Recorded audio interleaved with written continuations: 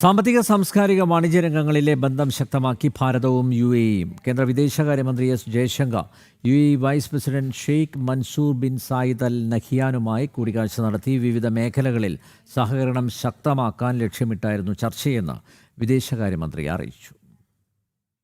അബുദാബിയിലെ കസറൽ വദൻ കൊട്ടാരത്തിലാണ് കേന്ദ്ര വിദേശകാര്യമന്ത്രി എസ് ജയശങ്കർ യുഎഇ വൈസ് പ്രസിഡന്റും ഉപപ്രധാനമന്ത്രിയുമായ ഷെയ്ഖ് മൻസൂർ ബിൻ സയ്യിദ് അൽ നഹിയാനുമായി കൂടിക്കാഴ്ച നടത്തിയത്. സാമ്പത്തികം, പ്രതിരോധം എന്നീ മേഖലകളിൽ ഭാരതവും യുഎഇയും തമ്മിലെ സഹകരണം കൂടുതൽ ശക്തമാക്കുന്നത് സംബന്ധിച്ചായിരുന്നു ചർച്ചയെന്ന് എസ് ജയശങ്കർ എക്സിൽ കുറിച്ചു. ചർച്ചകളേറെ ക്രിയാത്മകമായിരുന്നുവെന്നും അദ്ദേഹം വ്യക്തമാക്കി. കേന്ദ്രമന്ത്രി പിന്നീട് അബുദാബിയിലെ നിക്ഷേപ സ്ഥാപനമായ മുബാദല ഇൻവെസ്റ്റ്മെന്റ്സ് കമ്പനി സിഇഒ ഖൽദുൻ ഖലീഫ അൽ മുബാറക്കുമായി കൂടിക്കാഴ്ച നടത്തി. ആഗോള സാമ്പത്തിക ചലനങ്ങളെക്കുറിച്ച് നടന്ന സംഭാഷണത്തിൽ ഭാരതവുമായുള്ള സഹകരണം കൂടുതൽ ഊർജ്ജമാക്കേണ്ടതിന്റെ ആവശ്യകത ചർച്ചയായതായി എസ് ജയശങ്കർ പറഞ്ഞു.